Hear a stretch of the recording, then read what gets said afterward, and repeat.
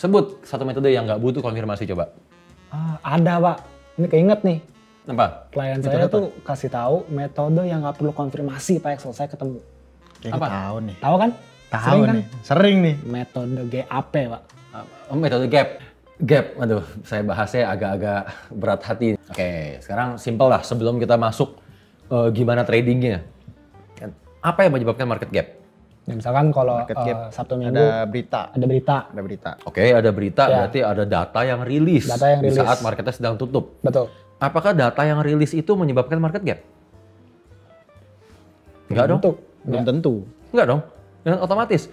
Jadi ini kan taruhlah harga terakhir ada di sini. Harga terakhir di sini, lalu berikutnya Senin open market ada di atas. Ini kan bukan karena data yang rilis. Ya? Ini karena ada order yang masuk. Benar dong? Iya. Karena ada order yang masuk, makanya supply and demand-nya pindah, berubah. Berarti di weekend nih Pak, ada yang bisa masuk ordernya? Betul. Jadi market gap itu gak usah ngomong news, gak usah ngomong data rilis. Market gap intinya karena adanya pre-order. Pre-order dalam artian marketnya belum buka, order udah mulai antri. Sehingga saat marketnya buka, order ini masuk pertama kali. Ya kan? Dan kalian bisa bayangin berapa besar ini volume transaksinya. Sampai menyebabkan gap.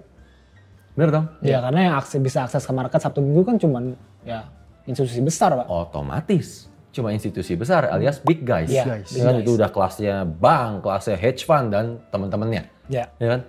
Jadi iya, sekarang kita lanjutin lagi nih. Setelah hedge fund masukin pre-order. Kenapa ini cenderung nutup katanya? Bisa nutup. Cenderung nutup. Kenapa? Teorinya begitu Pak. Iya, yang diajarinnya begitu. Ya kan? Orang cuma selalu jelasinnya kan, oh kalau gap ini akan selalu nutup gap, kejar aja. Kan kalau gap di atas kejar sell, gap di bawah kejar buy. Tanpa tahu ini penyebabnya apa dan gimana mengantisipasinya akhirnya. Iya kan? Sekarang gitu. Ini taruhlah harga terakhir tadi kan. Ini harga terakhir, ini supply and demand yang terakhir. Benar kan? Yeah. Lalu saat weekend, big guys melakukan pre-order alias mereka udah antri harga duluan. Yeah. Ya kan?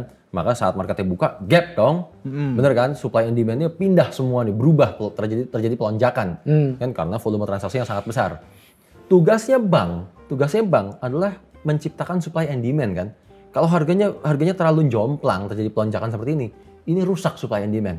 Oh, berarti mesti diseimbangin lagi nih Pak. Sehingga mereka butuh seimbangin, mereka butuh teken ini harganya. Distabilin. Butuh distabilkan. Makanya kenapa teorinya kalau terjadi gap, ini akan turun, akan ngejar gap. Betul. Akan nutup gap. Nutup gap. Karena ada big guys yang lain yang alias udah kelasnya central bank, mereka menstabilkan harga. Ya. Tapi ini nggak selalu terjadi. Iya. Gitu. Jangan dianggap gap pasti akan nutup gap. 100% nutup soalnya. Gembor-gembor ini bakal nutup. Karena cuma gampang. Ada gap, trade aja selesai. Iya, udah. Iya, hafalannya begitu Hafalannya. Akhirnya begitu ada gap dan nggak nutup, Iya. bye-bye. Bye-bye. Kenapa sekarang bisa gini? Oke, kita balik tadi.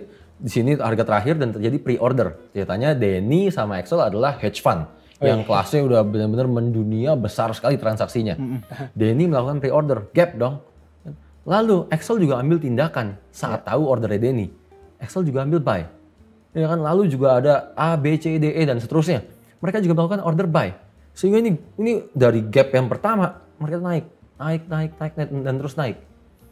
Bank untuk menstabilkan harga, ini kan nekennya susah sekali. Iya. Volume transaksinya terlalu besar untuk benar-benar ditekan, untuk distabilin. Sehingga kan bank akan wait and see. Bank akan diem dulu. Sampai para big guys ini selesai bergerak. At least mereka udah menunjukkan, oh mereka udah stop bergerak, bank baru akan menekan ini secara perlahan. Ya kan, menstabilkan harga ini secara perlahan. Gitu loh. Jadi jangan ditelan mentah-mentah secara harafiah, gap pasti nutup. Lawan kalian itu big guys. Bener kan? Big guys itu jangan dilawan. Yeah. Kalau mereka maunya semua buy, ya harga larinya nggak tahu kemana udah. Iya. Gitu loh, dan konyol lah kalau dibilang gap pasti nutup. Kan stop loss-nya di mana? Itu aja dulu yang simpel. Ada Pak stop loss-nya Pak. Di mana? Di berapa poin?